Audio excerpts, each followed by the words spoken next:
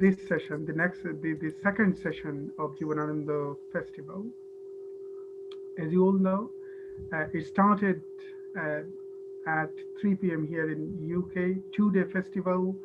It started, the inauguration session featured actually the Education Minister of Bangladesh and then some academicians from UK, India and Bangladesh, and who rendered a profound interpretation of JIbanananda through their speeches. So many thanks to our audiences who are still watching. So this is a humble request to all of our audiences. Please do share this session in your timeline, especially in this difficult time. You want your friends to help, and I'm sure by offering them this live streaming will be a great help because someone can focus in profound beauty of literature, and especially the works of JIbanananda, interpretation of JIbanananda, rereading of JIbanananda through this live session. And and as you know, Saudha tries to introduce the major poet, one of the major poets, one of the phenomenal poets of Bengal to the Western literary scene through this festival, and also to reshape the literary and cultural scene of the West by the amalgamation of Oriental art and literature. So please do share through your timeline, in your timeline, and like many of you are leaving feedback, inspiring comments. We couldn't manage to read it, but we'll try to read sometime whenever we'll have time. Because you are not reading it, that doesn't mean that we are ignoring you.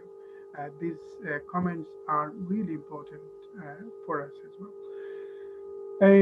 We will, this session, as you know, will feature a bit of photographic interpretation of JIbanananda's poetry and some spoken word performance of his poetry, and then musical interpretation of JIbanananda's poetry. We have an award-winning photographer, Pablo Khaled, as part of this session. Many thanks, Pablo Khaled, for joining, and a warm welcome. We also have Poppy Shahanz, a prominent spoken word artist here in the UK. Thank you, Poppy Appa, for joining as part of this session, and a warm welcome. We also have one of the extremely talented interpreters of Indian semi-classical music here in the UK, Amith Dey, a firm friend, a firm supporter of Saudha's vision. Many thanks, Amith, for joining as part of this session. And thank you for inviting me. So let us start with photography, and let's see how photographers are getting source of inspiration from JIbanananda's poetry. Let's see how we can right. I can hear a noise, Kaysher bhai. Yeah, now it's stop.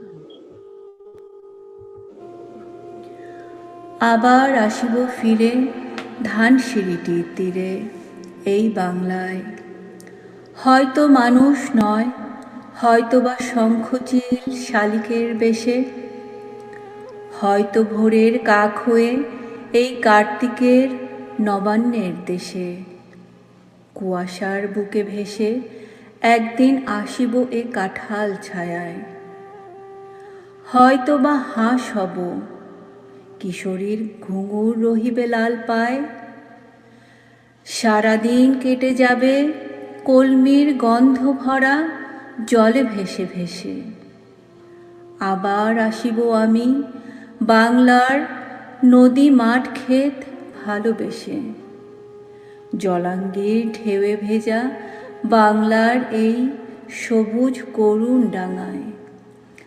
হয়তো দেখিবে চেয়ে সুদর্শন উড়িতেছে সন্ধ্যার বাতাসে, হয়তো শুনিবে এক লক্ষ্মী প্যাঁচা ডাকিতেছে শিমুলের ডালে, হয়তো খইয়ের ধান ছড়াতেছে শিশু এক উঠানের ঘাসে, রূপসার ঘোলা জলে হয়তো কিশোর এক সাদা ছেঁড়া পালে ডিঙাবায়। রাঙা মেঘ সাঁতরায়ে অন্ধকারে আসিতেছে নীরে দেখিবে ধবল বক। আমারেই পাবে তুমি ইহাদের ভিড়ে।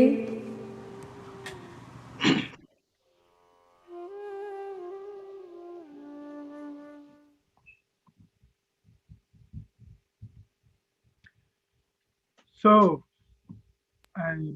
Pablo Khaled, if you kindly tell us how JIbanananda's poetry is influencing you whenever you do photography.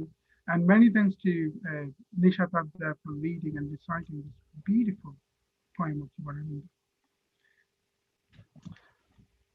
Okay, thank you, Kaysher bhai, for inviting me to talk on this unique festival on JIbanananda Dash.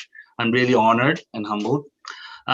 In my talk, I'll try to enlighten you about why JIbanananda Dash influenced me into nature photography. It is a very vast topic, but to keep it short, I'll give you 5 key points which I found to be most significant for my decision. So Number one point. One thing, Sorry? Before we move on to your talk, Yeah. did you find the live streaming okay? Amith and Poppy because you perhaps shared before, but now this is a new live streaming. So if you kindly share it in your timeline, Pablo, have you found the live streaming? Have I found what?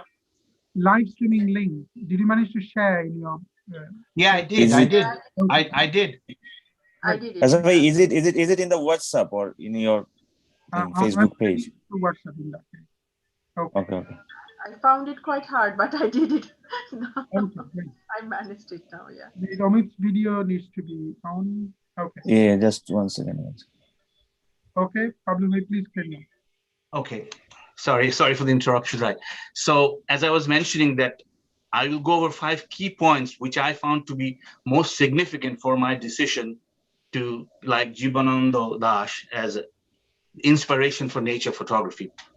Number 1 point, by focusing his literary lens on mundane objects, he created powerful images for photographer and for readers. He gave mundane objects a new 3D magic, which translates into photography. What do I mean by that? So, Kaysher bhai, can I have slide number 1, please? Yeah. Okay.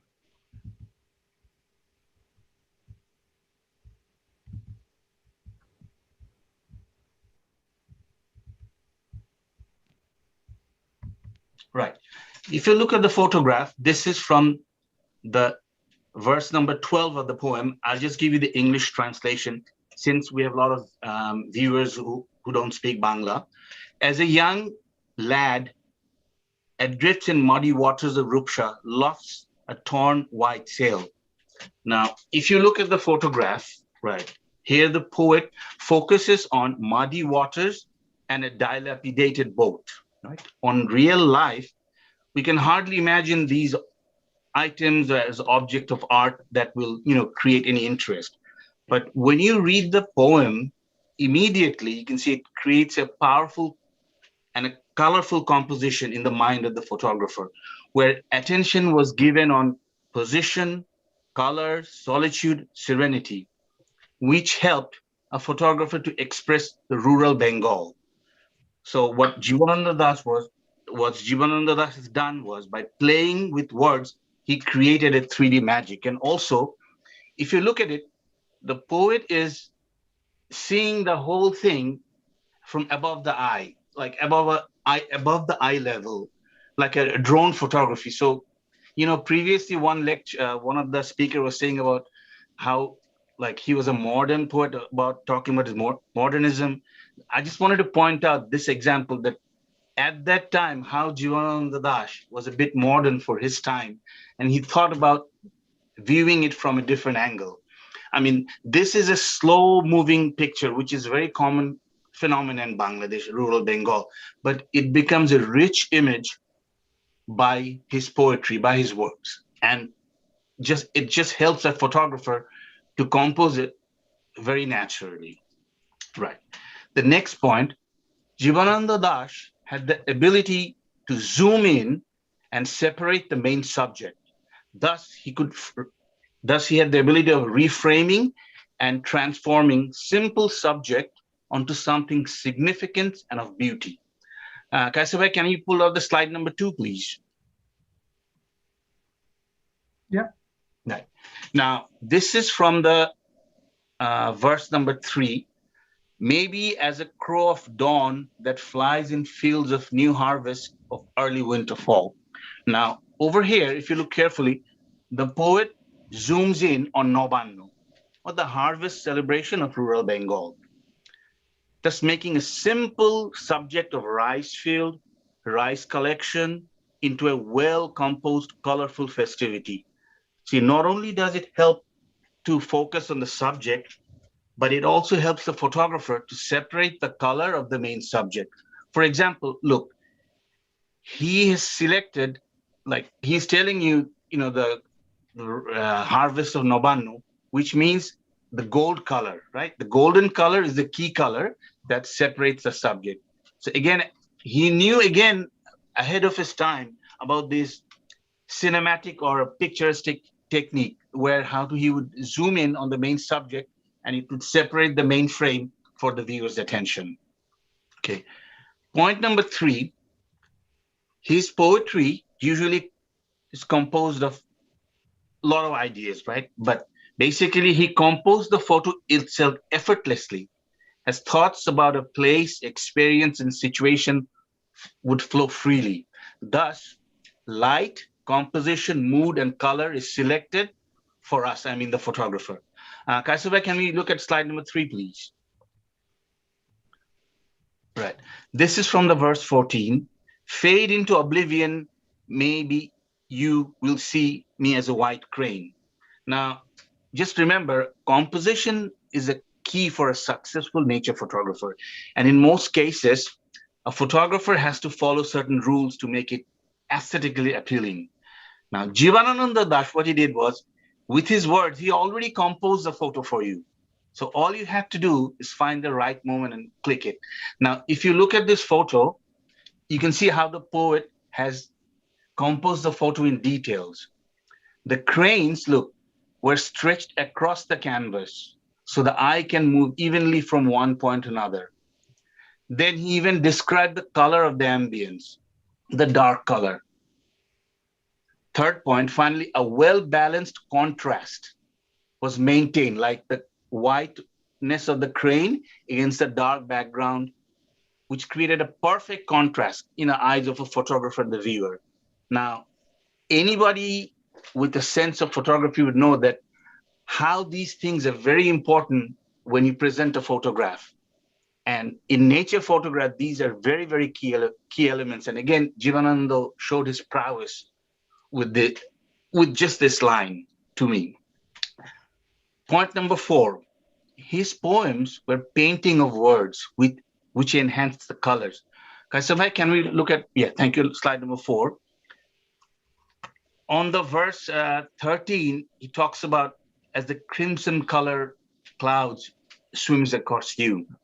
Now, if you look at this carefully, it's just photography is a painting of light, and nature photography is filled with colors and light at a certain special season, moments, and condition. Now, if you look at carefully, you'll see reddish clouds here. Normally, as a photographer, when you do sunset photographs, they're a bit orange and yellow. Red color clouds are not that common phenomena. Again, the poet has inspired us by this line to search for this color among the clouds in the nature. usually, like if we are a regular sunset photographer, just wait for the sunset and go for it and click it. But based on this line, you'd wait patiently and try to find this out. See, again, his sense of colors not only helped me to see the nature in a different way, but also made me work hard to search for those special moments when the lights are just a gift from God.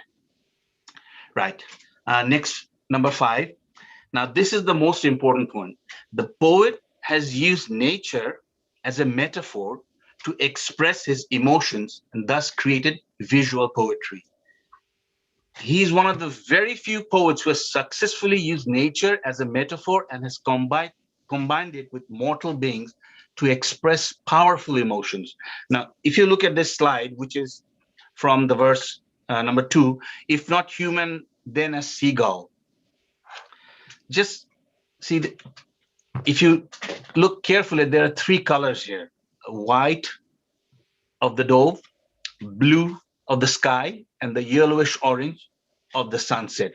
I'll come back to you why I'm telling you this, but just remember this one.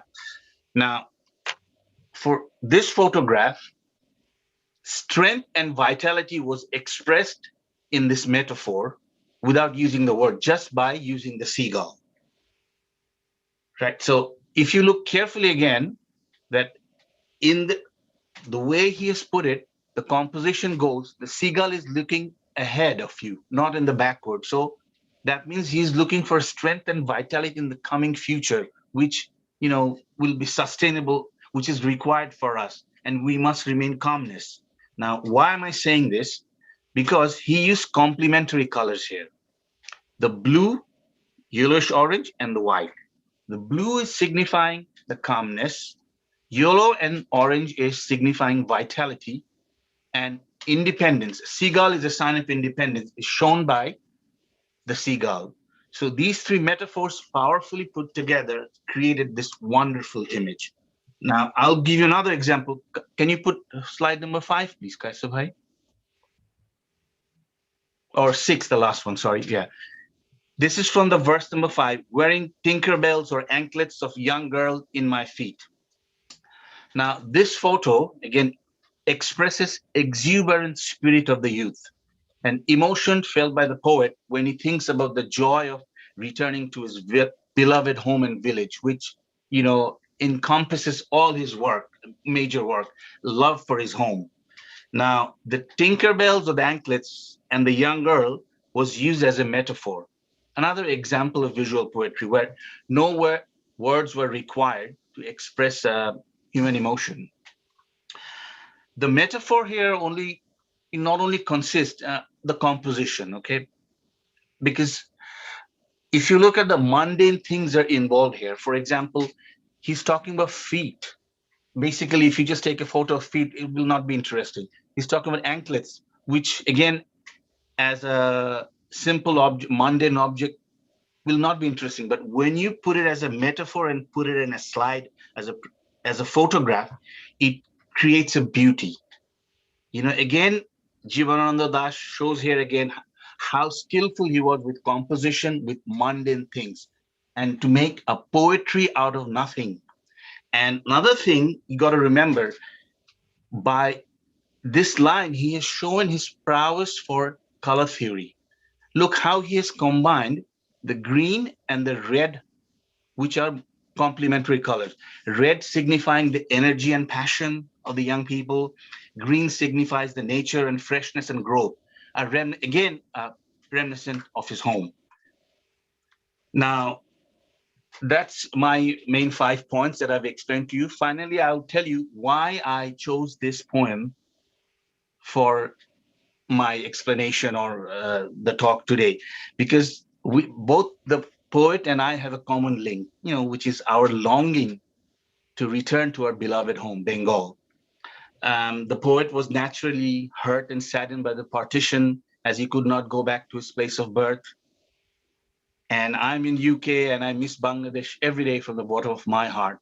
But our craving and our love for our beautiful home is never ending. He painted it with words, and I try to paint it with light, inspired by his words, which is like, a blessing to me as a nature photographer. And that's my presentation. And Kaysher bhai, I'd like to thank Saudha, Radha Raman Society, and you, and Nishat Afza, and my sister Gopaladi, and my brother Neil Malakar for helping me with the presentation. Thank you. I hope you enjoy. Many thanks for this beautiful light, a beautiful dimension of presenting JIbanananda's work. Thank you, Pablo bhai, again from the core of my heart. Thank you, Kaysher bhai. Hard work. So let us go back to Poppy Shahanz for perhaps some spoken word performance on JIbanananda's poetry. But in the meantime, just asking Amith, I just sent you a new link now because I mistakenly sent you. I've shared it. Yeah, Okay. I've shared it already. Thank you, Poppy Appa. Over to you. Let us get immersed in the universe of JIbanananda's hunting verses.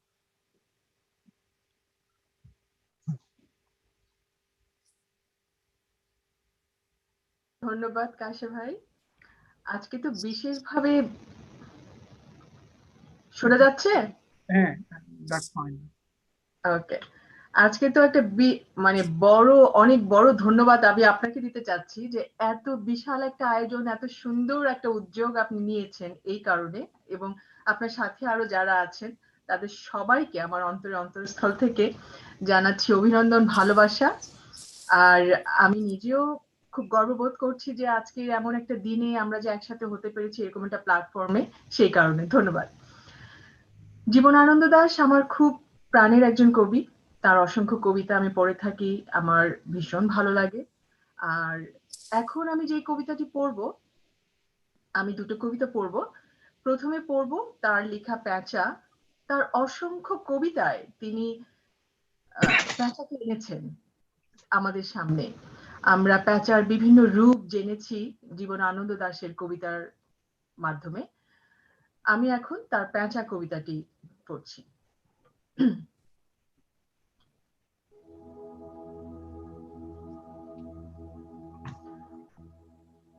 প্রথম ফসল গেছে ঘরে, হেমন্তের মাঠে মাঠে ঝরে শুধু শিশিরের জল।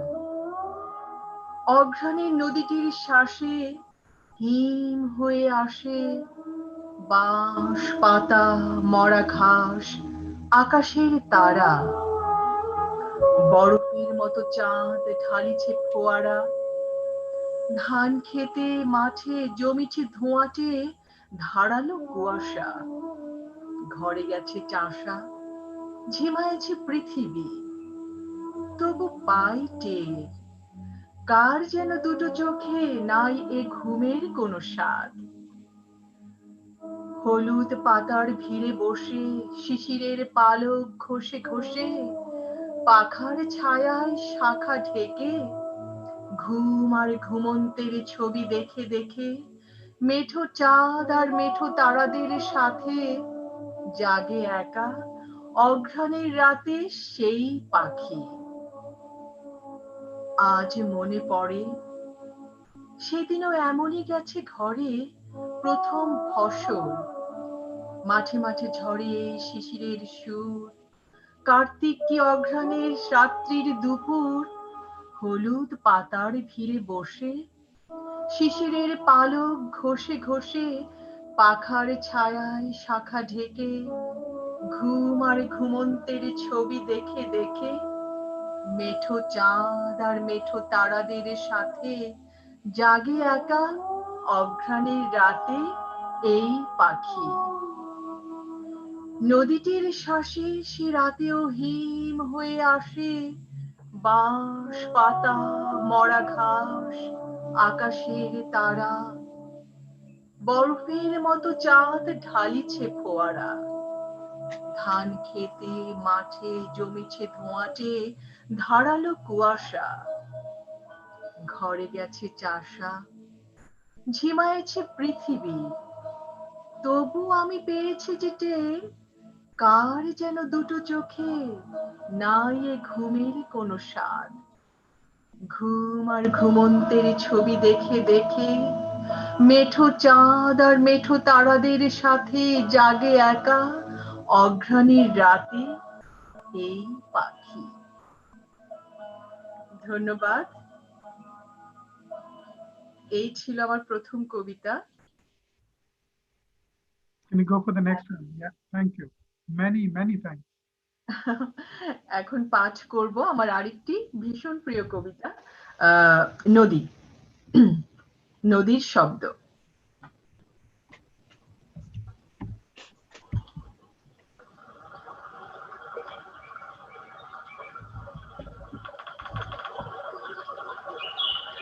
রাই সর্ষের ক্ষেত উজ্জ্বল হলো, দুপুর বিবর্ণ হয়ে গেল তারই পাশে নদী।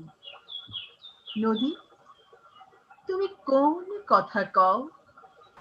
অসথের ডালপালা তোমার বুকে পড়েছে যে, জামের ছায়ায় তুমি নীল হলে আর দূরে চলে যায় সেই শব্দ, সেই শব্দ পিছে পিছে আসে। নদী নাকি? নদী, তুমি কোন কথা কও? তুমি যেন আমার ছোট মেয়ে, আমার সে ছোট মেয়ে।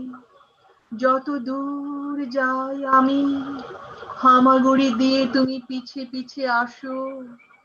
তোমার ঢেউয়ের শব্দ শুনি আমি, আমারই নিজের শিশু সারাদিন নিজ মনে কথা কয়, যেন কথা কয়, কথা কয়। ক্লান্ত হয় নাকো এই নদী। এক পাল মাছ রাঙা নদীর বুকের রামধনু, বকের ডানার সারি সাদা পদ্ম, নিস্তব্ধ পদ্মের দ্বীপ নদীর ভিতরে। মানুষেরা সেই সব দেখে নাই। কখন আমের বনে চলে গেছি, এইখানে কোকিলের ভালোবাসা কোকিলের সাথে। এখানে হাওয়ায় যেন ভালোবাসার বীজ হয়ে আছে, নদীর নতুন শব্দ এইখানে। কার যেন ভালোবাসা পুষে রাখি বুকে, সোনালী প্রেমের গল্প সারাদিন পারে, সারাদিন পাখি তাহা শোনে, তবু শোনে সারাদিন। পাখিরা তাদের গানে এই শব্দ তবু পৃথিবীর খেতে মাঠে ছড়াতে পারে না। নদীর নিজের সুরে যে। নদী, তুমি কোন কথা কও? গাছ থেকে গাছে আর মাঠ থেকে মাঠে রোদ শুধু মরে যায়, সব আলো কোন দিকে যায়? নিজের মুখের থেকে রোদের সোনালি রেণু মুছে ফেলে নদী। সে যেন অনেক বড় মেয়ে এক, চুল তার ম্লান, চুল সাদা, শুধু তার ফুল নিয়ে খেলিবার সার, ফুলের মতো কোনো ভালোবাসা নিয়ে। ধানের কঠিন খোসা, খড়, হিম, শুকনো সব পাপড়ির মাঝে সেই মেয়ে ইতস্তত বসে আছে, গান গায়। নদী, নদীর শব্দ শুনি আমি, নদীর শব্দ শুনি আমি, নদীর শব্দ শুনি আমি। নদী, তুমি কোন কথা কও? ধন্যবাদ। Thank you. Beautiful, beautiful. Wonderful. Thank you very much, Poppy. Our next and the last one for this session, because after this we'll try, or we will start again the reinterpretation of JIbanananda's work through some talk again. So now this is the musical interpretation of JIbanananda's poetry, and that is being rendered by Amith Dey. Thank you, Kaysher, and thank you, Saudha, for inviting me again. This is actually quite challenging, like singing JIbanananda's poem as a song. He's one of my Okay. favorite poets. Yeah, So non-musical. yeah, non-musical, but Kaysher, this time I realized last day I played with the songs, but this time I realized, if you compare the composition with symphony, then you can relate. The home note is not coming again and again. It's changing with the mood.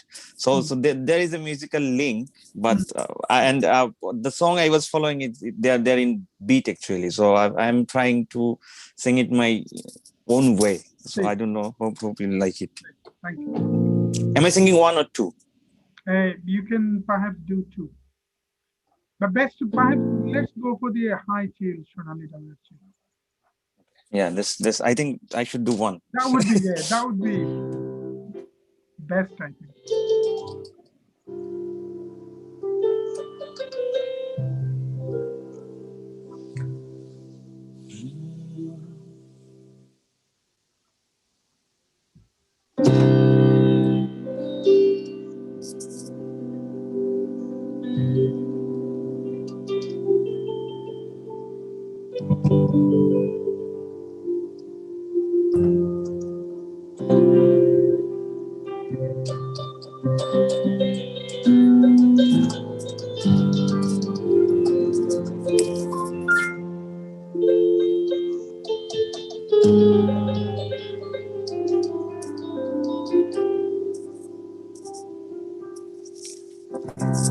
High chill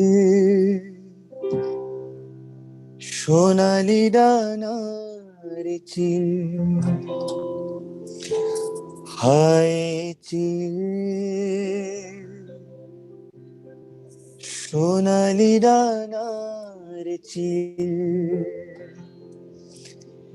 এই ভিজে মেঘের দুপুরে তুমি আর কেঁদো না কো উড়ে উড়ে তুমি আর কেঁদো না কো উড়ে উড়ে ধান সিঁড়ি নদীটির পারে হায় চিয়ে সোনালি ডানার চিল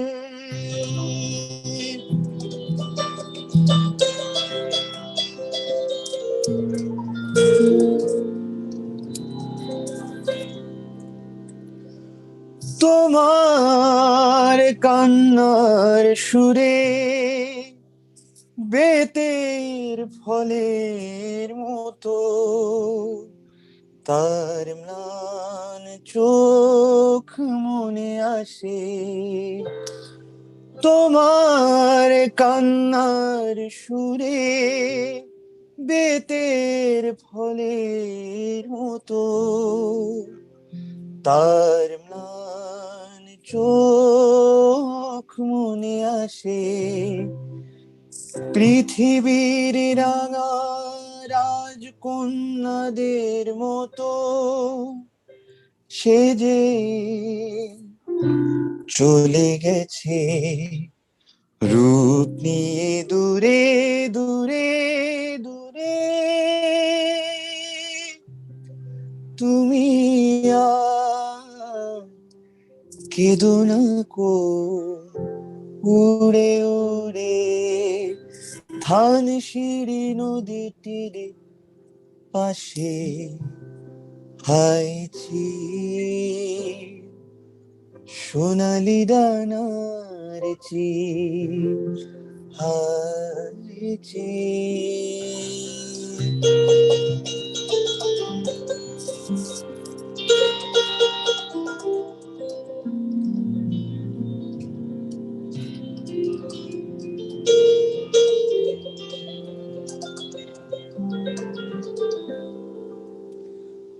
আবার তাহারে কেন ডেকে আনো কে খায় হৃদয়ে খুঁড়ে বেদনা জাগাতে ভালোবাসে হায় চির সোনালি ডানার চির এই ভিজে মেঘের দুপুরে তুমি আর উড়ে উড়ে কেঁদো না কো কেঁদো না কো ধান সিঁড়ি নদীটির পাশে হায় চির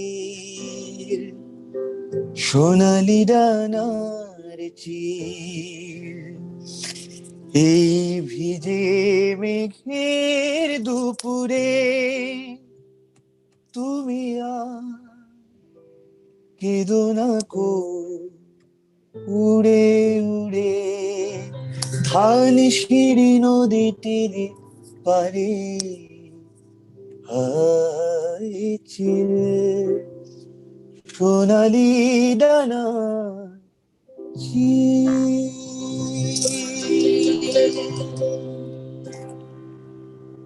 Great. Thank you. Many thanks, Amith. And this is a phenomenal poem written by JIbanananda. Let's perhaps finish your musical interpretation here instead of that you may find it very hard even to I'm still in the mood of the song. That's understandable. That's very understandable. But many thanks to all of our audiences who are watching, and many thanks to Pablo Khaled for this beautiful photographic interpretation of JIbanananda's poem. Poppy Shahanz for your beautiful reciting, and Amith again for the viscerally connecting music. Thank you very much. Our next. Thank you, Kaysher. Thank you for having me. Thank you. So you can perhaps stay, or you can follow. We'll watch in the Facebook. I think I'll watch in the Facebook. Yeah.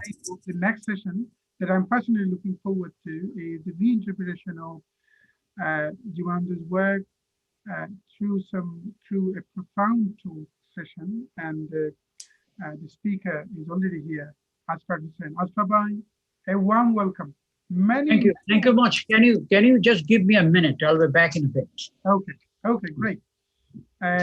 So Amith and Poppy Appa, Pablo bhai, if you'd like to stay, you can, but if you'd like to follow this in YouTube, that is even. We'll follow it. I'll follow it on YouTube or probably same to me. Same to me. Follow. Yeah. Thank you. Thank you, everyone. Bye. Take care. Exactly. So this is streaming live in Facebook, and this is and YouTube. And some of you, perhaps those who have joined now,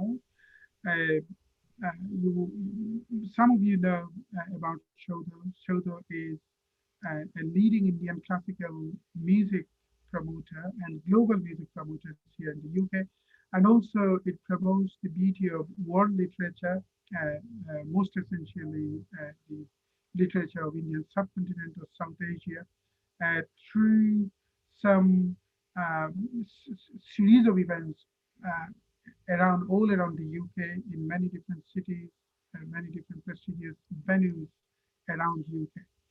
And that include Royal Festival Hall, the House of Commons, British Parliament, Nehru Centre, Kerryworth Theatre Hall, and many different cities.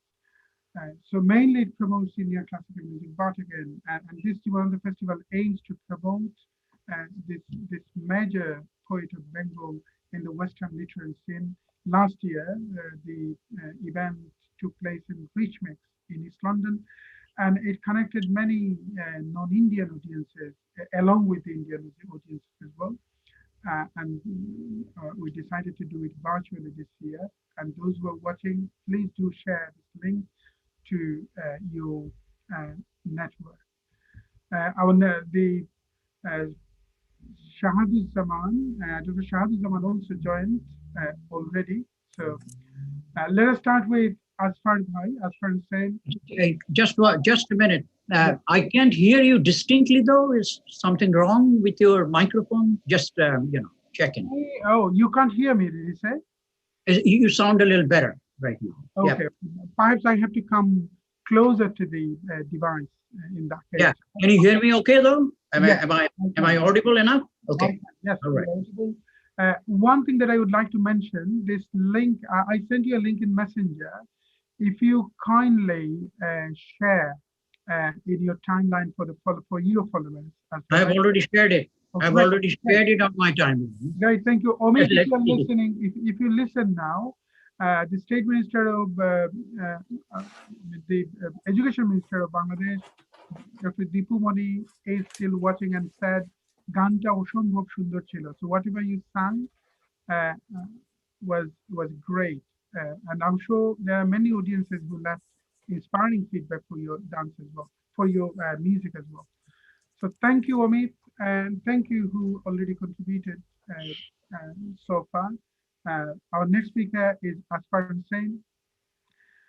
And with the speech, with the talk from Azfar Hussain and Shahaduz Zaman, today's session will finish, and tomorrow, as you know, the same session will continue from the same time, 3 p.m. UK time, and the finale of the festival will promote again more talks, more musical interpretation, more painting. That is something that I look forward to. The painting, the JIbanananda's poetry will be interpreted through painting immediately after reading, actually, by a phenomenal painter of India, Hiron Mitra. So that is something that I personally look forward to. Now we are starting with Azfar Hussain. Azfar Hussain is a Bangladeshi American theorist, critic, academic, bilingual writer, poet, translator, and public intellectual. He is Associate Professor of Integrative Religious and Intercultural Studies within the Brooks College of Interdisciplinary Studies at Gun Valley State University in Michigan, and Vice President of the Global Center for Advanced Studies, and Honorary GCAS Professor of English Literature and Interdisciplinary Studies. He taught English World Literature, Ethnic Studies, and Cultural Studies at Washington State University, Bowling Green State University, and Oklahoma State University, while in Bangladesh he taught English at Jahangir University and North South University too. So Azfar bhai, I know you are doing such a great job. Firstly, in promoting Bengali literature at the world stage,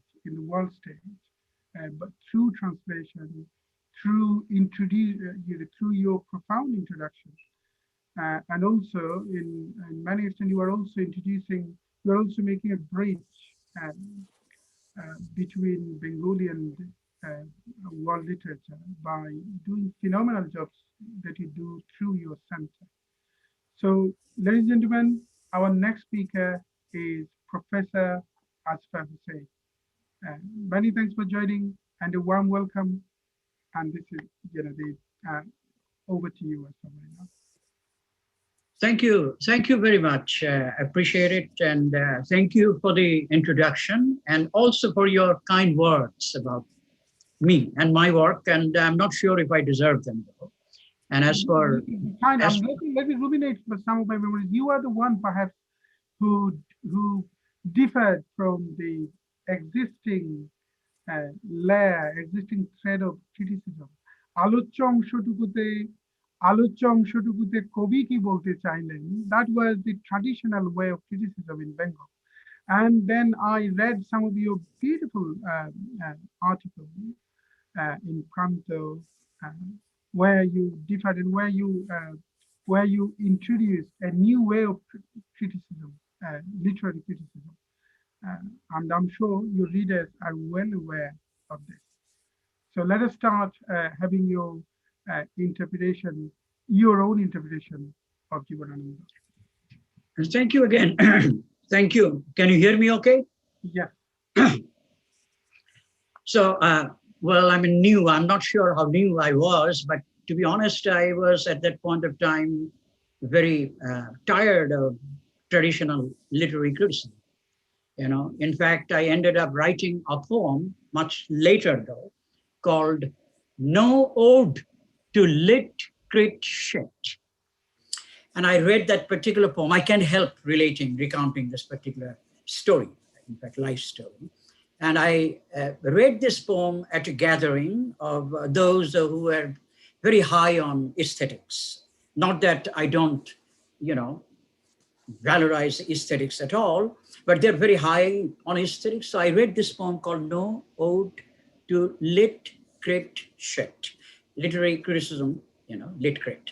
So, and in fact, that made some people sit up at that point. And well, so that's another story. But let me begin by saying a few words about some of my interests and the language I intend to use here also. As someone who writes poetry in two languages, Bengali and English, more in Bengali than in English, and as someone who translates from several non-Western languages, and as someone interested in exploding conventional generic borders and boundaries, while also interested in enacting a dialectic between poetics, politics, and praxis in a world structured and overdetermined by unequal power relations and unequal production relations, and someone trained in the fields of English and comparative literature, I cannot but use more than one language here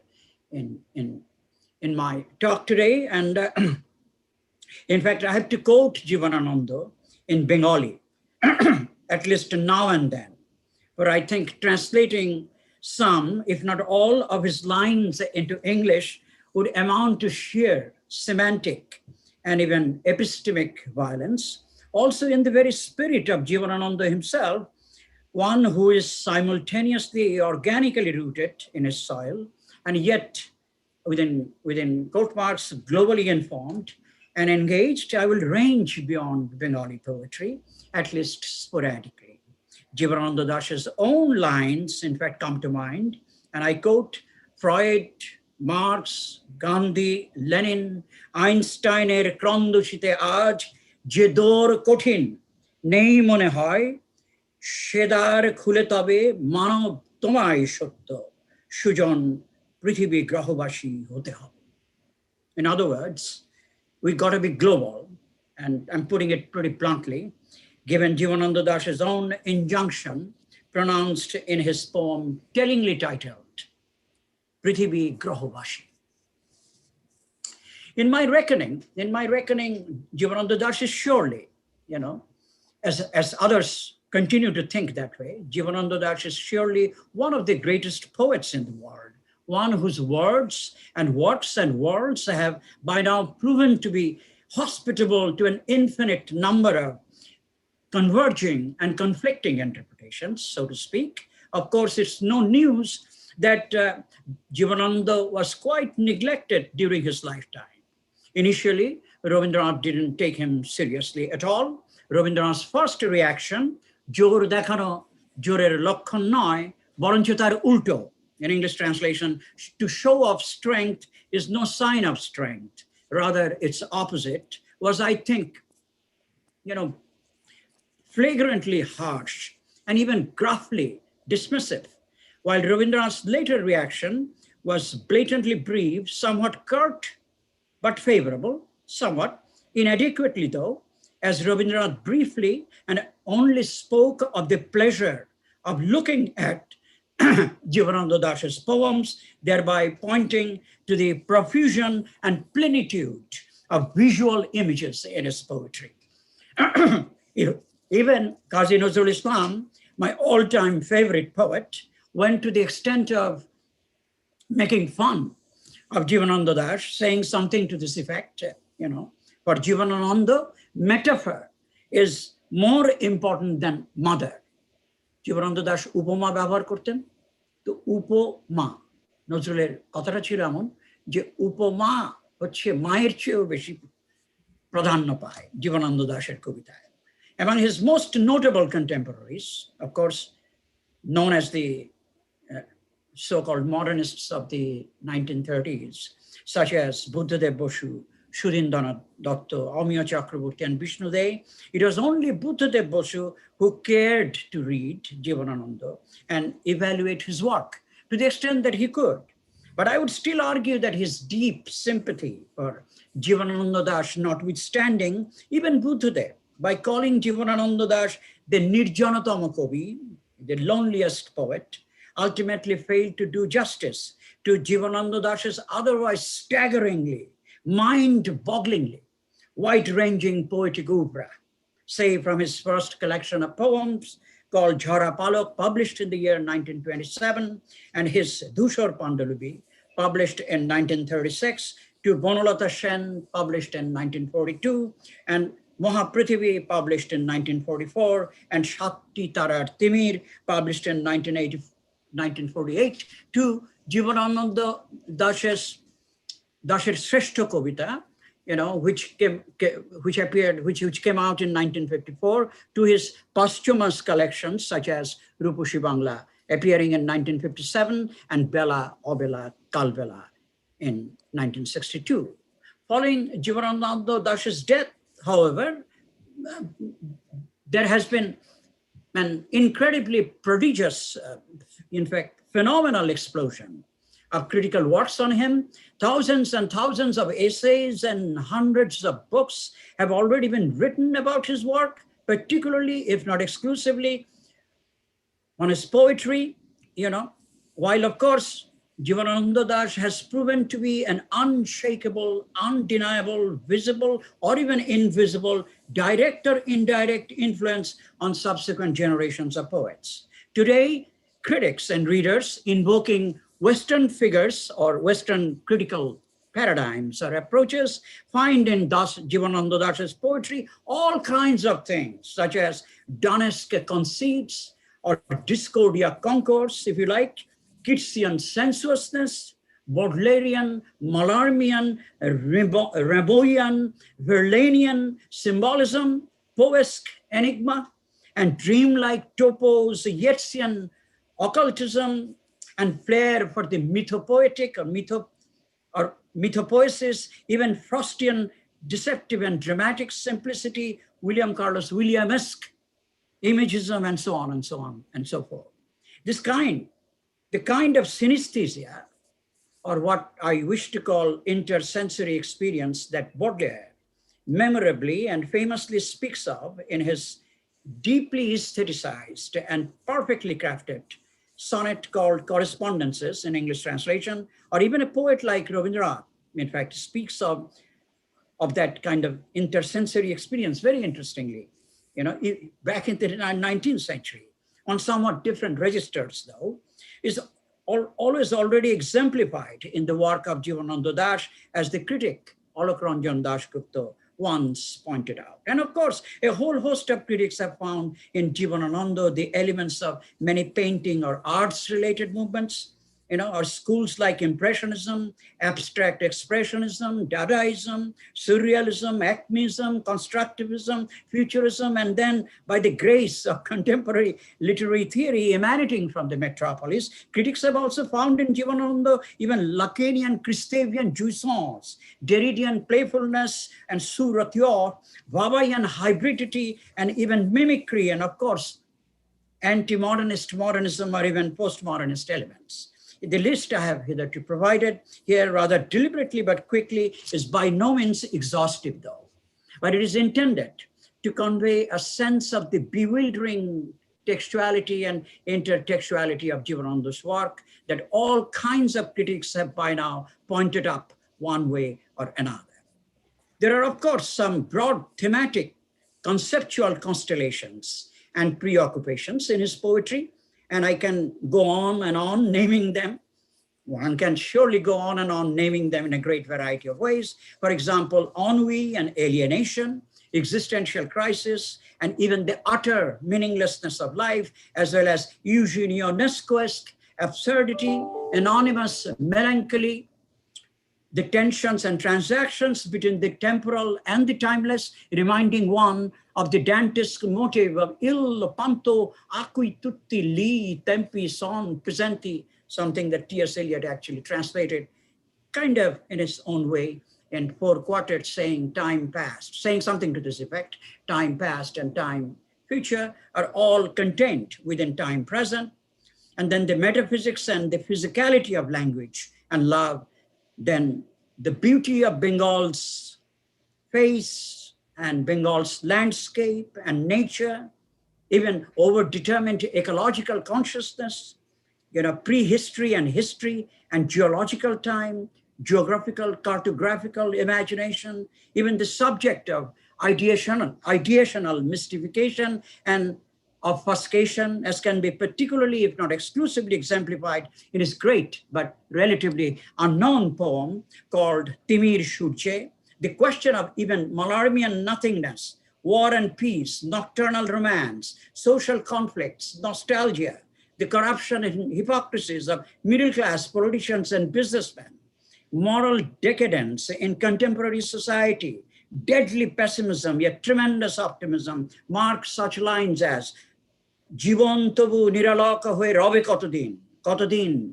hote pare, from his interestingly titled poem called Onek Mrito Biplavi Sharone, and even the question of revolution as a theme. It is not only interesting, but also suggestive that JIbanananda Das has used directly in his poetry the word Biplav or revolution more than 100 times, from say at least Mahaprithivi to Shakti Tarartivir to Bela O Bela Kalbela, not to mention numerous poems discovered after his death. In any event, one can easily see that poetics, politics, and philosophy profoundly, differentially, if not always unproblematically, intersect in the poetic spaces forged with boundless energy and elan and éclat by JIbanananda, whom I cannot but compare to the greatest Latin American poet, Pablo Neruda, their different locations, their different traditions, and their different stylistic signatures, notwithstanding. Now, I will make some more general observations quickly about JIbanananda Das before I take up my own particular concern, which has to do with a relatively unheeded area of JIbanananda Das's work. True, JIbanananda Das has most effectively and influentially shaped the idiom of modern Bengali poetry, while his persistent concerns with the entire range of places and peoples and seasons of his own land fiercely bespeak his anti-colonial rootedness. Of course, it's possible to speak of, as some others have already done, of the post-colonial JIbananandas, to put JIbanananda in the plural. I'm not with them, though. That's altogether a different issue, and I can't get into the detail of my engagement with that particular issue or position. I had a piece, I wrote a piece about that quite some time back. But anyways, so this, in fact, underlines JIbanananda Das's own brand of poetics that challenges Eurocentrism at every turn.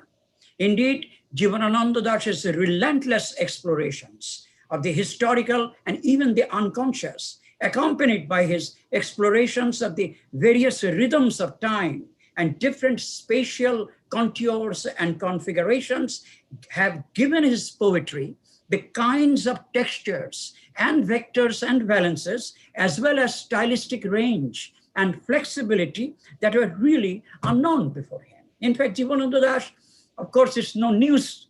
I mean, we know this. He represents a real rupture, a real rupture with the poetic tradition preceding him, a real rupture in the history of Bengali poetry.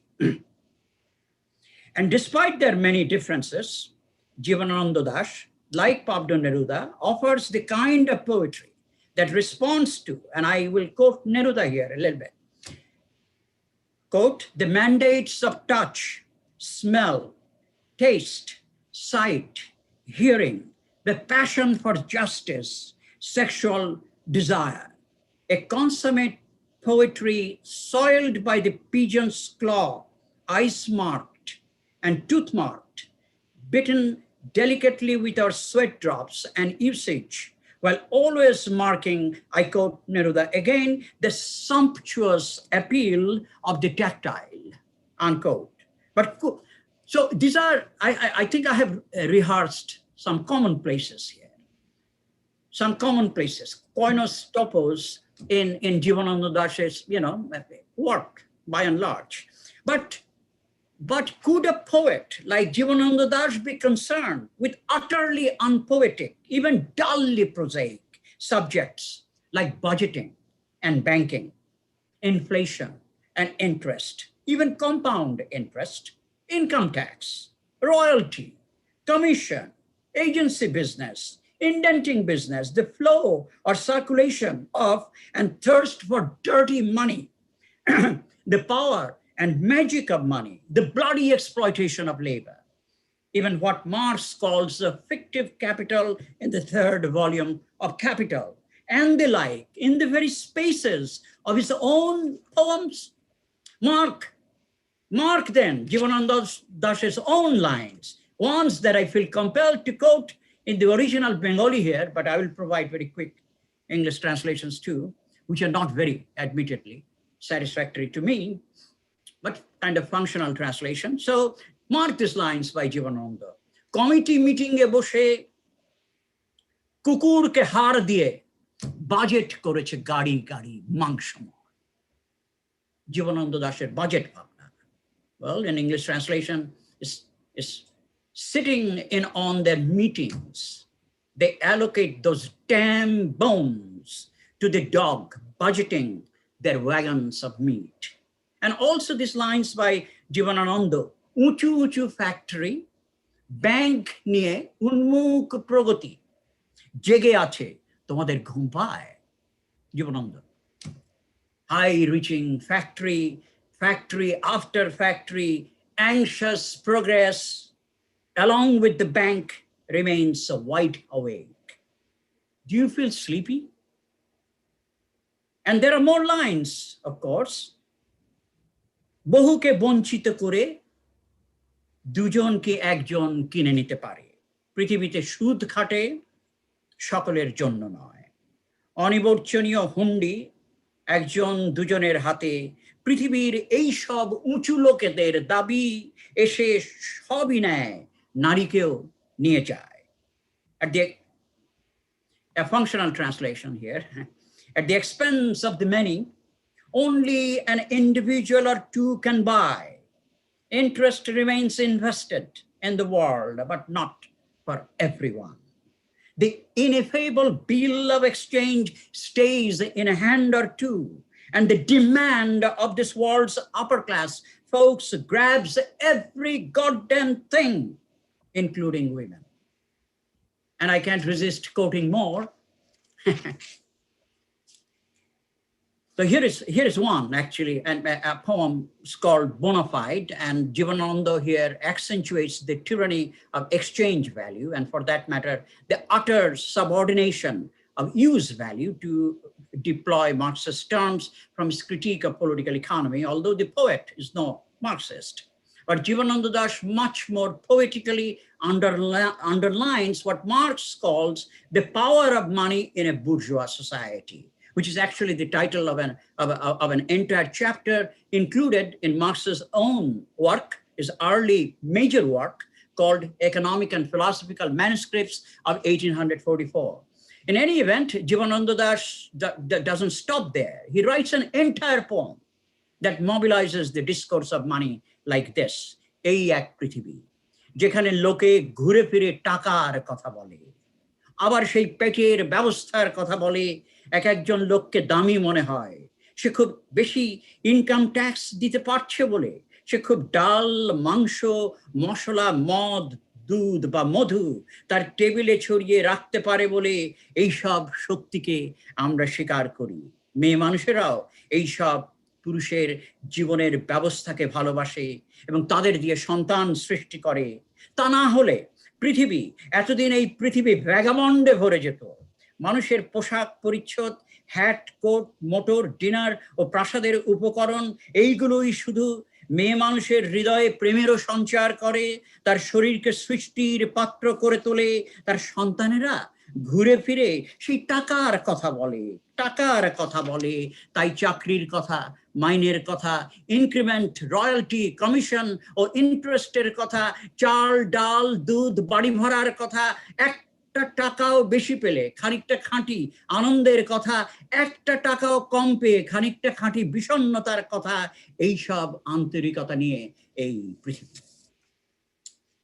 Well, I mean, some of the lines can be translated like this. This is the kind of the world where people wax lyrical about money at every turn. And they speak again and again of the stomach system. Everyone able to pay income taxes is deemed damn important. Their children speak of the same money. They speak of jobs, salary, increment, royalty, commission, interest, and they speak of pure pleasure if they end up receiving an extra penny. The poem I've just cited is, for me, immediately reminiscent of the late 19th century Russian writer Anton Chekhov. Anton Chekhov's short story called Gooseberries, in which a character ardently asserts, and I quote, and I love this quote, by the way. I use this quote whenever I get a chance. It's about money. So, money, like a vodka, can do crazy things, unquote. In fact, I used it as an epigraph to a poem I wrote quite some time back, and the poem is called A Poem Written for Cash, my version of hysterical and diabolical materialism. You know, some lines are there. When the quibble over the ultimate signified, I say cash. When they say love and cough cannot hide, I say cash, cash, cash, cash, cash. When they say love is a divine December or a divine comedy or the two bodies of plastic in a single burst of honey, I say cash, cash, cash, cash. My poem drew inspiration from Anton Chekhov and JIbanananda Das in some ways. In fact, as I've said, you know, these lines are reminiscent of Anton Chekhov's pronouncement, money, like vodka, can do crazy things, but the poem significantly makes connections of capitalism and patriarchy also. Patriarchy as systems of power relations and production relations remain profoundly interconnected. That is, patriarchy is capitalist and capitalism in turn is patriarchal. To put it briefly and bluntly, I'm obviously simplifying a number of issues here. Further, JIbanananda Das's poetically and even tropologically mediated way with the discourse of money affecting the practice of everyday life also reminds me of a whole host of politico-economically engaged poets, like, of course, the Chilean poet Pablo Neruda, the Salvadoran poet Roque Dalton, even the Nicaraguan Marxist feminist poet Gioconda Belli, the Puerto Rican socialist feminist poet Julia de Burgos, and the African-American poet even Amiri Baraka. They're very vastly different.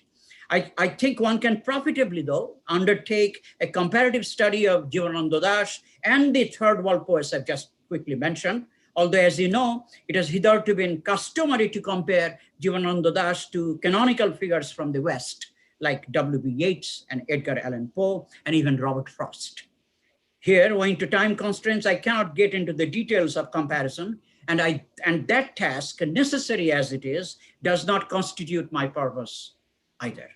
So in any event, I have hitherto provided just some quick symptomatic instances, but I argue that it is possible to show how JIbanananda Das's intricate calculus of images, as well as his direct poetic statements, repeatedly, even disquietingly, broach a cluster of issues such as the problematic of commodity fetishism, the ethos of buying and selling that decisively characterizes the practice of everyday life, the curious arithmetic of interest and inflation, the illusion of economic progress, the ruthless exploitation of labor and accumulation of capital, and so on. In other words, JIbanananda Das, I argue, could even mobilize the texts and tropes and tenors and terms of political economy, even in the spaces of poems themselves, unsettling the otherwise misleading characterization of this poet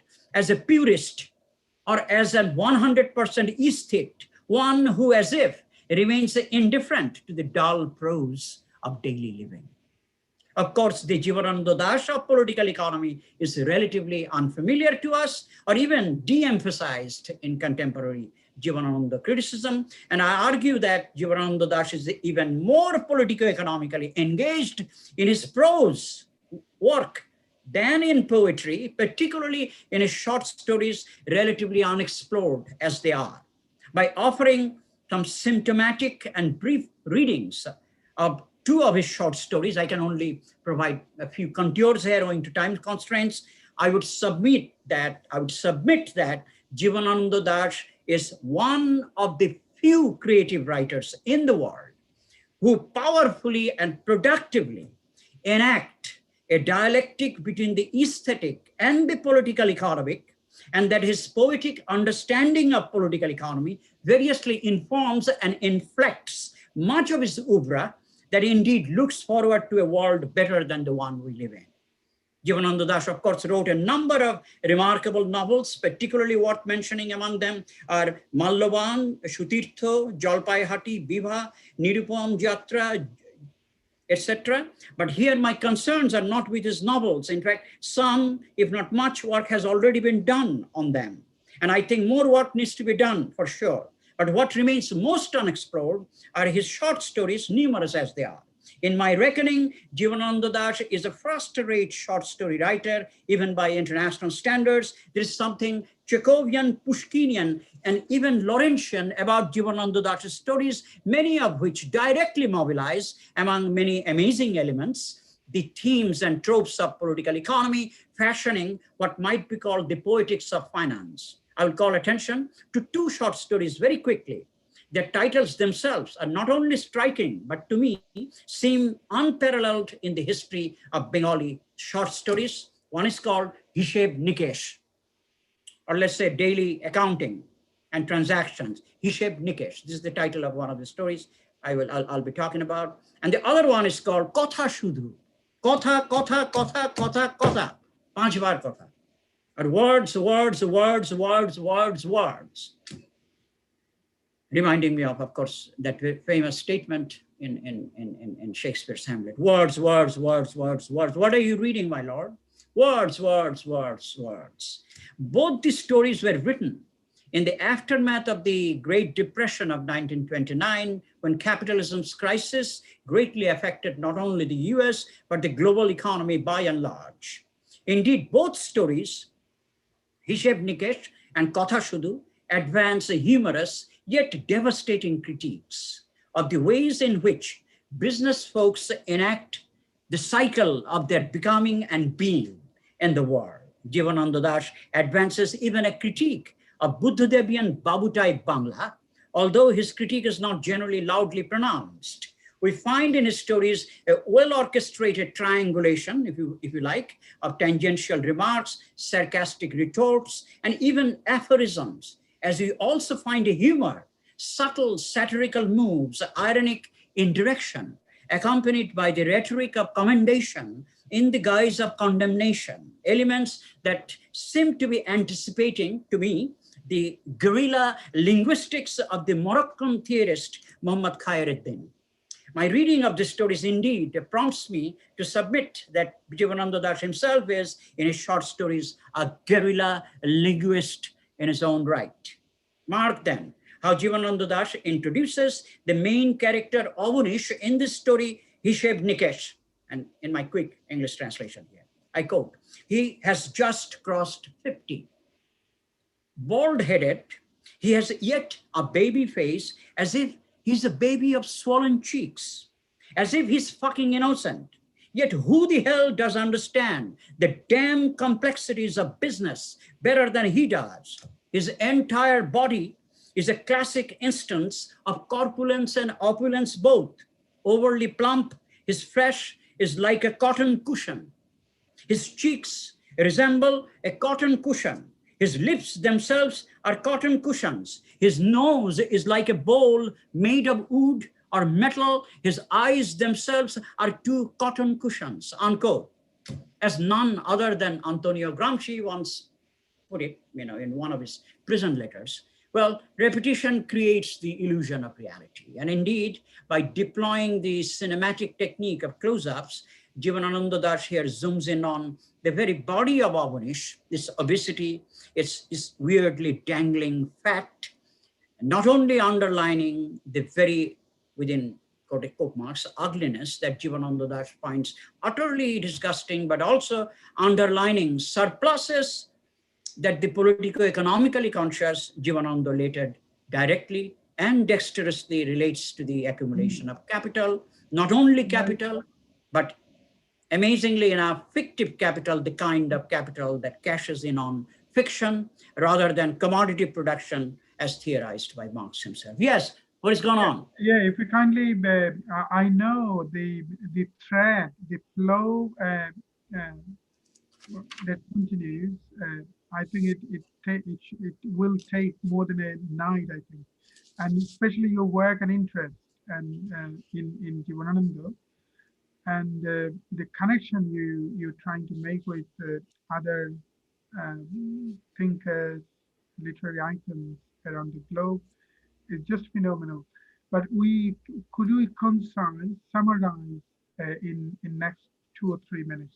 Could you summarize your talk in 2 or 3 minutes? Well, I mean, in 2 or 3, maybe 1 minute. Actually, what I've tried to do here is I've tried to range beyond some of the run-of-the-mill accounts or standard narratives surrounding or of Jibanananda Das's work by and large. And I argue that, his interest in political economy was, in his own poetic way, quite significant, an area that has been lost sight of, an area on which we can profitably focus. So that's the thing. In fact, it is very interesting, just in 1 minute, very interesting that in his story, Jibanananda shows that his protagonist is not involved in any commodity production-oriented business as such. Rather, abandoning the business of leather and pharmacy, he finally immerses himself what's called agency business, where money directly begets money. Now, of course, there isn't any clear evidence of the fact that Jibanananda Das read Marx's Capital, closely, but one sees certain interesting connections here. Like in Capital, Volume 1, in Chapter 4, Marx presents the general formula of capital via a circuit MCM prime, where M stands for money and C, the buying and selling of commodities, and M dashed more money, money bringing more money, which is actually the profit. But Marx presents another circuit of capital, which is M dash M prime. That is to say, money here begets, money directly brings more money, bypassing the phase of commodity production, but decisively contributing to the accumulation of capital. The Avanish of Jibanananda Das's story is involved in this M dash M prime circuit, where the play of fictive capital is of paramount importance. In fact, I wrote a piece called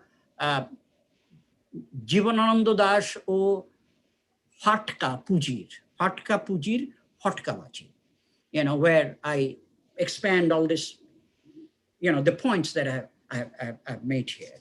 Well, the basic point, let me return to the basic point that I've been trying to make. Well, he is politico-economically engaged. Of course, he himself passionately valorizes the aesthetic dimensions of literary works, all right, but his attention to the complexities of life, that is to say, even the political economy of being and becoming and living in the world, constituted a kind of interesting, area in his work, particularly in his prose work and short stories. And I will stop here. Thank you. I think I've taken 3 minutes here. Please do stay with us if you're not rushing for anything. Dr. Shahaduz Zaman is here. Let me see. Yeah, I have to be somewhere after probably 20. I can be here for 15 minutes. 15. Yeah, that's good. That's great. Yeah. Zaman bhai, I'm sure you are already here. So if you kindly turn your video on. Thank you. Right. Yeah. Thank you very, very much. I sent you a link, Zaman bhai, if you kindly could share this to your Facebook so that your followers perhaps can join. I sent you through your messenger, and I sent you. Right. That's all. Yeah. I think. Yeah. I received it. Yeah. Thanks. Okay. Okay, that's fine. Let me just 1 second. So first of all, thank you for joining. This this one is the ending session actually, ending session of today's. Um, just just trying to find out something. Right. Okay. So Very nice seeing you, Professor Zaman. I think I'm not sure. আপনার সাথে আমার কখনো বোধহয় কোথাও That's right. ঠিক ওইভাবে interaction হয়নি, but of course I know your work. আপনাকেও same here actually. Very good seeing you. Nice meeting you too. আপনি তো এখন কোথায় ইউএসএ বসে কথা বলছেন না বাংলাদেশে আছেন? ইউএসএ মিশিগানে বসে কথা বলছি। এখানে আমাদের মানে আজকে তো মাইনাস আর কি। Right right. আমি তো ইউকে তে আছি, এখানেও মানে আমরা তো কোভিড আক্রান্ত অবস্থায় আছি আর কি। এই একই অবস্থা এখানে। সেটাই। আমাদের অবস্থা আরেকটু প্রকট বলা যাবে আর কি। সেটাই। Okay, Kaysher. So yeah, so thank you very much first of all from Saudha for joining this festival. JIbanananda festival actually started from last year at Richmond, here at Richmond. And this aims to promote the works of JIbanananda, interpretation of JIbanananda at the Western literary scene. And I'm sure the input we are having from creative writers and academics, and especially the creative writer like you, Zaman Bhai, is so important and will benefit the audiences who are not from Bengali background. And who are also from Bengali background, because the audiences would like to explore your interpretation. Perhaps they already have some interpretation, have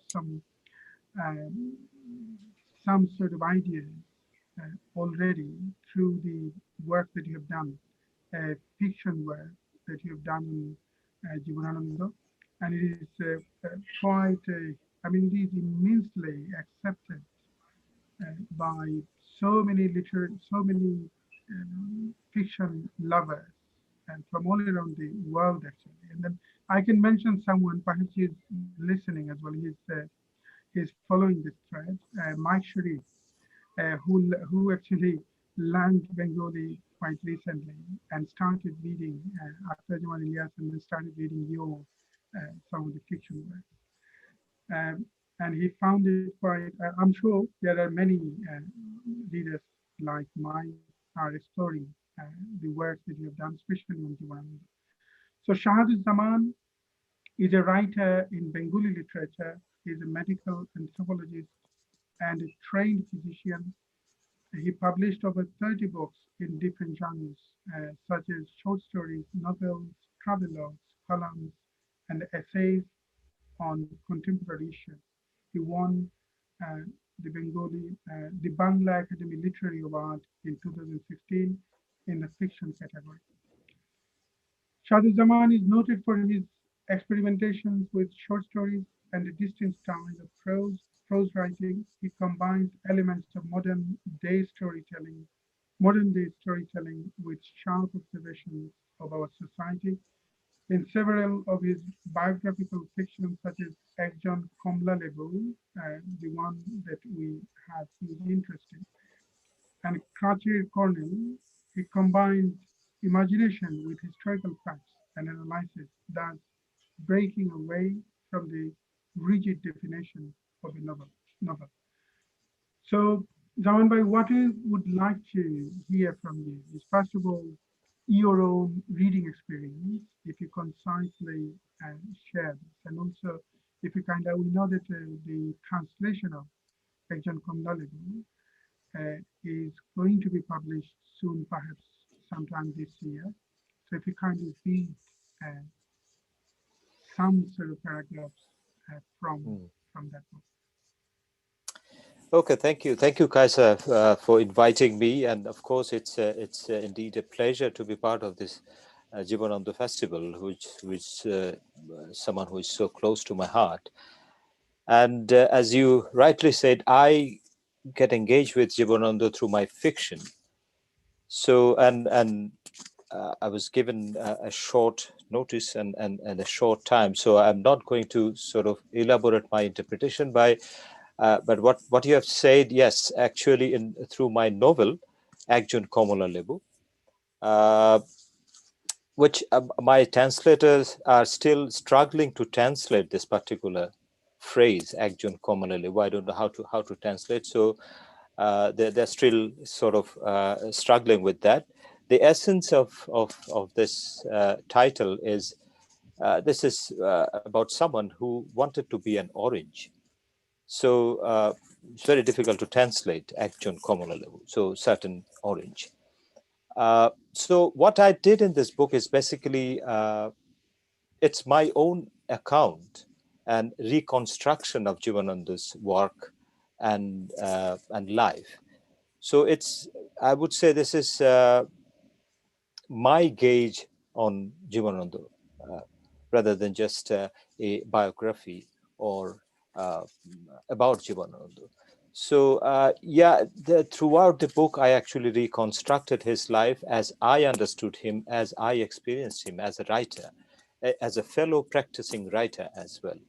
So I sort of navigated through his life and try to juxtapose his life, his work. He has written several, he only published about 164 or 5 poems when he was alive, but after, like, he's probably written about more than 3,000 poems, which was discovered posthumous.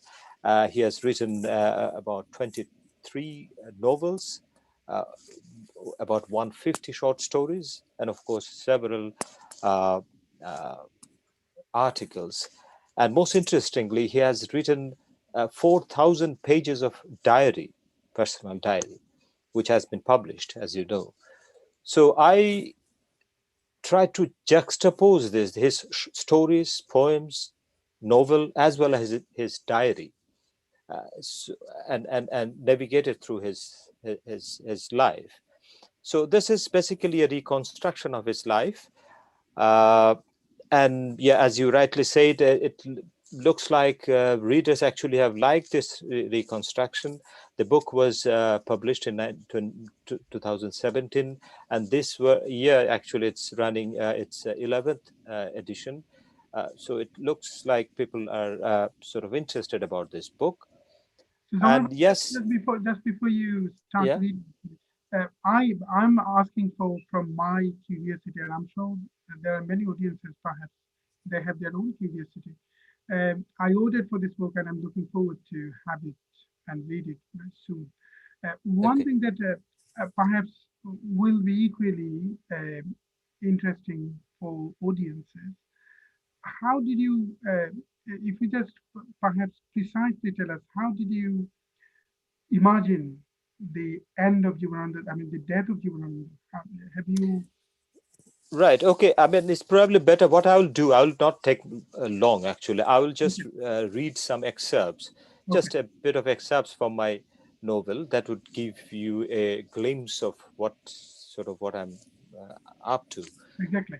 So, yeah, that might also give a bit of your answer to your Indeed. question. Great.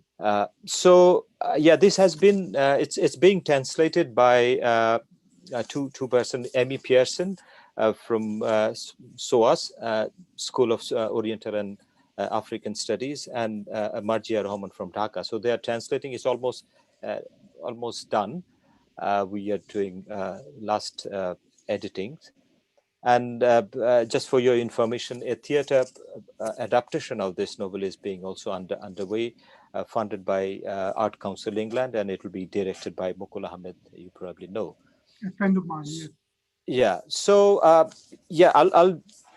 I'll take not long. It's better, as I said, the way I have reconstructed it to be better for the reader if they're interested to go through to the book.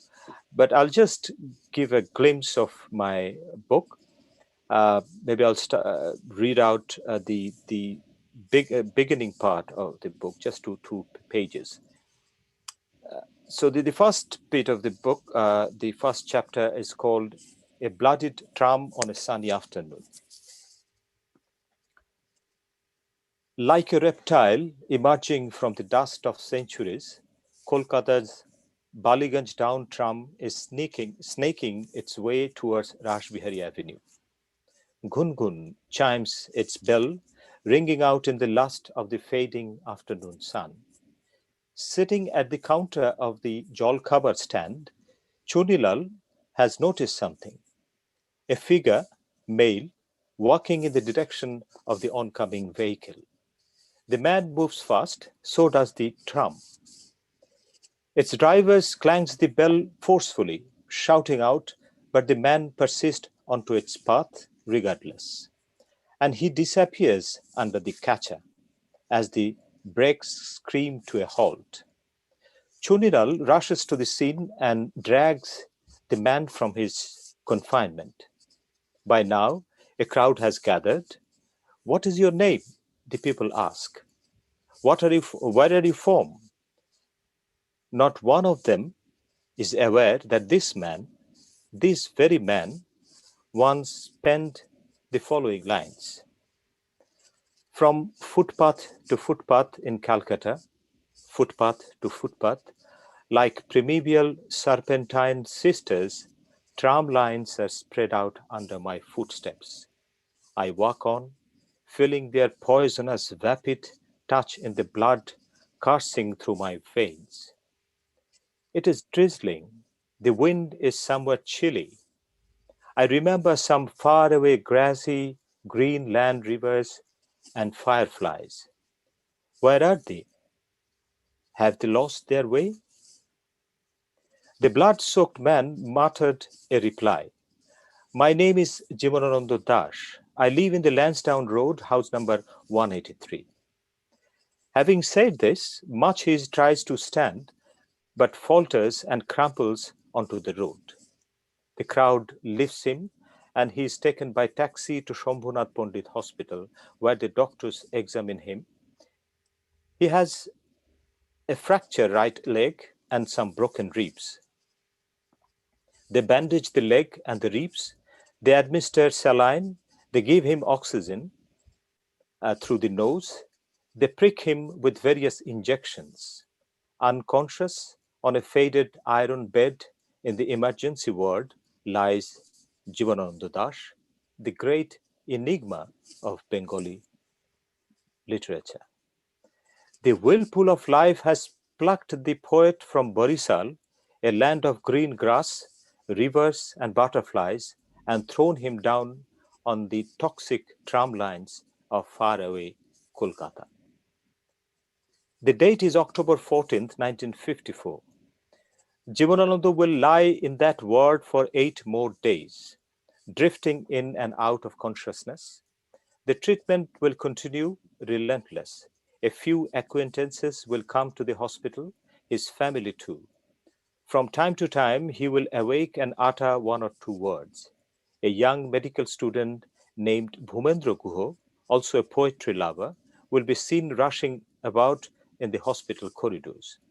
Many years later, his own life will entwine with JIbanananda's. Over the following days, Bhumendra and his friends will stay awake at night, keeping watch over the poet.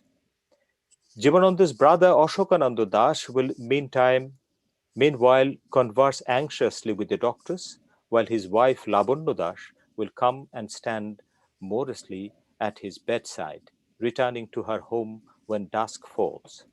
His sister Sucharita will night after night wait on a bench in the hospital corridor with a wicked basket of fruit and a flask of tea. And nurse Shanti Mukherjee will wipe the sweat from JIbanananda's brow and keep flowers in a vase on his bedside table. The emergency ward is overrun with patients. Some are bellowing, while others whimper with pain and grasp for breath. One person is lying down listlessly, bandages on his blood-soaked head. Elsewhere, a urine bottle has unturned and is rolling about the floor. A police officer is seen on the guard, sitting next to a sick convict. And in one corner of the room, a patient has passed away, their body yet to be removed. In a few days, fraught with the oscillation of hope and despair, JIbanananda will die on that same ward, in that same discolored iron bed, against the backdrop of those same whimpering patients. Shouldn't one have the sense to stay away from a slow-moving locomotive like a tram? And weren't the tram catchers anyway invented to drive animals from the truck? JIbanananda Das is likely the first person, perhaps the last for that matter, to be fallen by one. Therefore, his death under the wheels of this tram snatches out like an ancient serpent, stirs some doubt, some questions. Was this an accident or a suicide, or was it foul play executed by many hidden players? So that's the beginning of my book.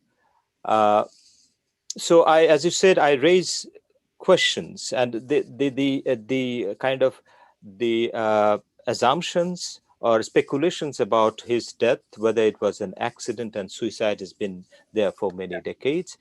But I also added a kind of a provocative idea that whether it is symbolic homicide. The whole society actually has pushed him day after day to that tram line.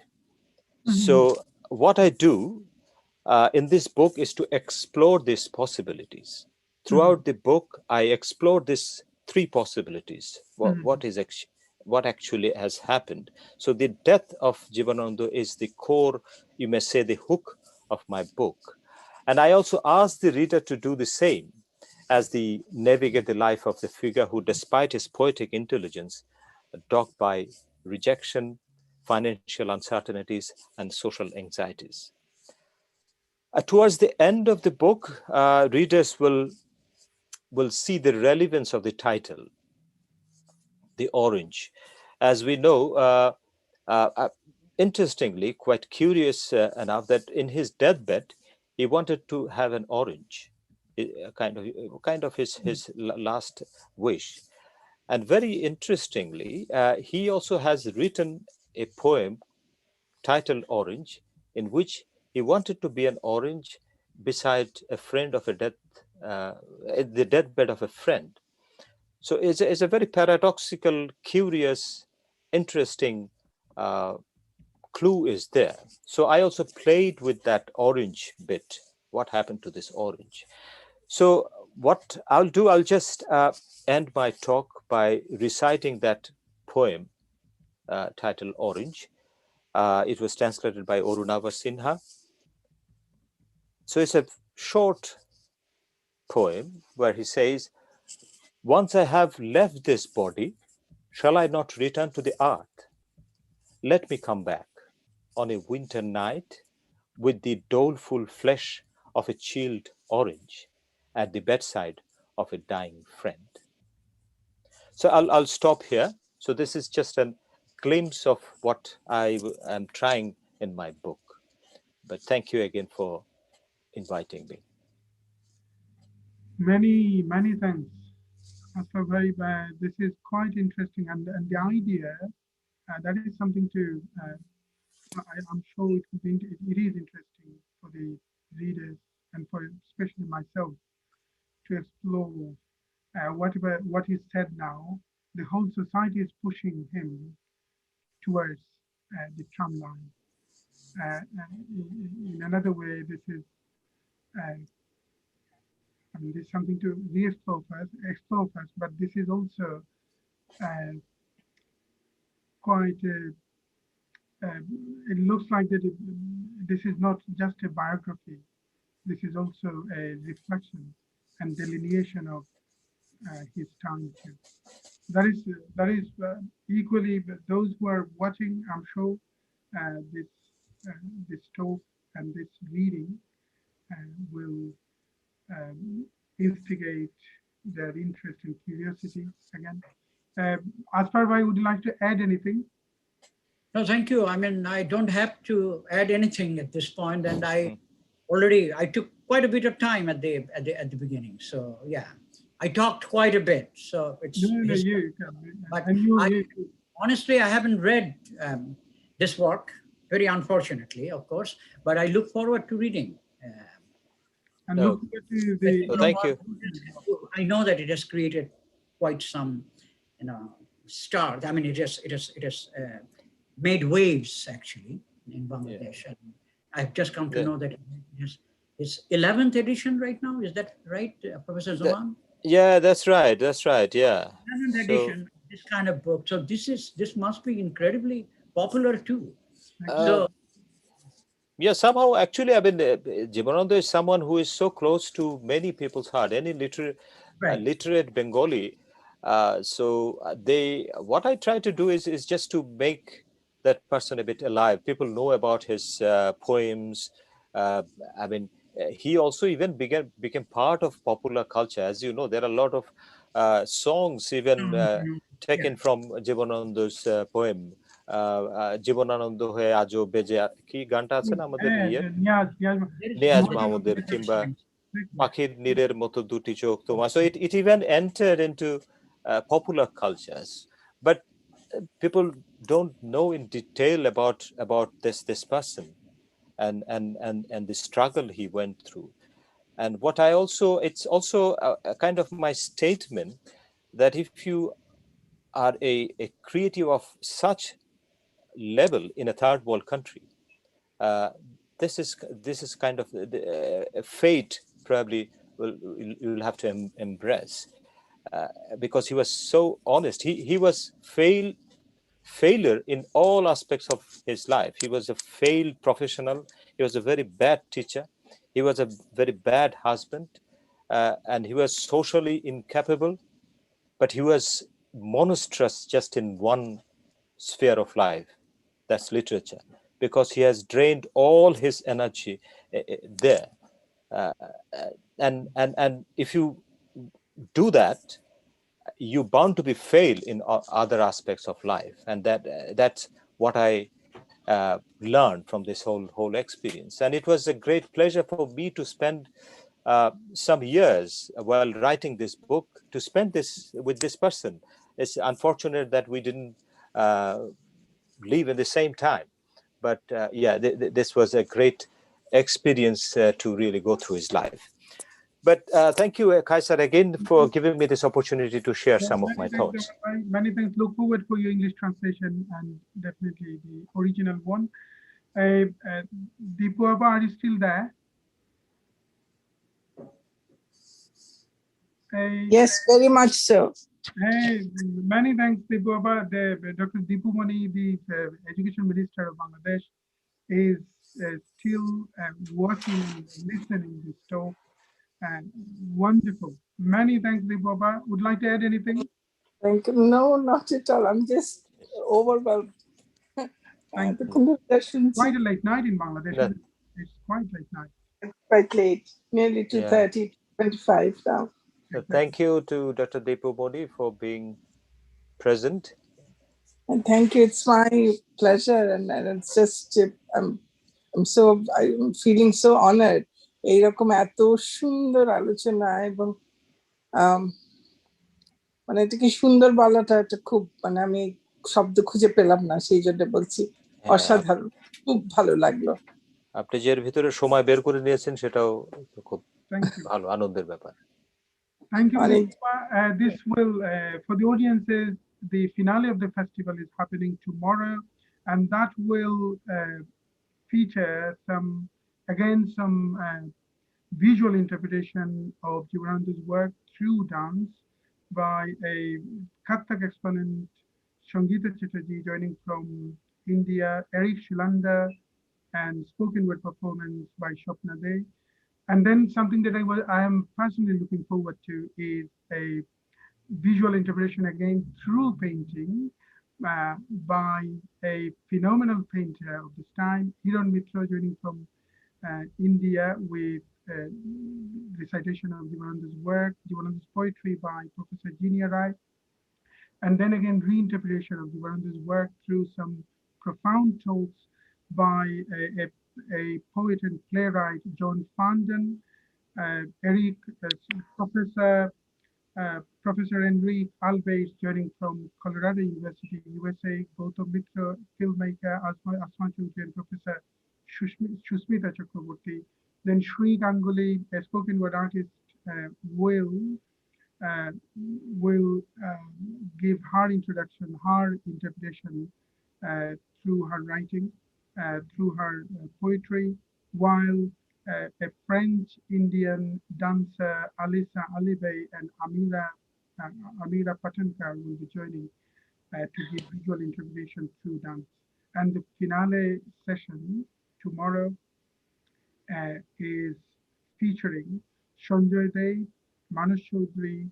Sanjay Dey he has composed some sort of music on some very popular renditions of Jivananda's work. And then Tanjina Nuri Siddiq, poet Tanjina Nuri Siddiq will read Jivananda's poetry while Lavani Borua is giving a musical interpretation of Jivananda's poetry. So please stay tuned, and many, many thanks for joining today's session and your support and inspiring feedback, inspiring comments that you left in the live streaming. See you soon again. Many thanks, Azfar Bhai, for joining from America, and many thanks for your contribution. Zaman Bhai, again. Thank you. Again. Thank you. I need to leave. Thank you, Azfar Bhai. It was nice meeting you. Thank you. See you soon.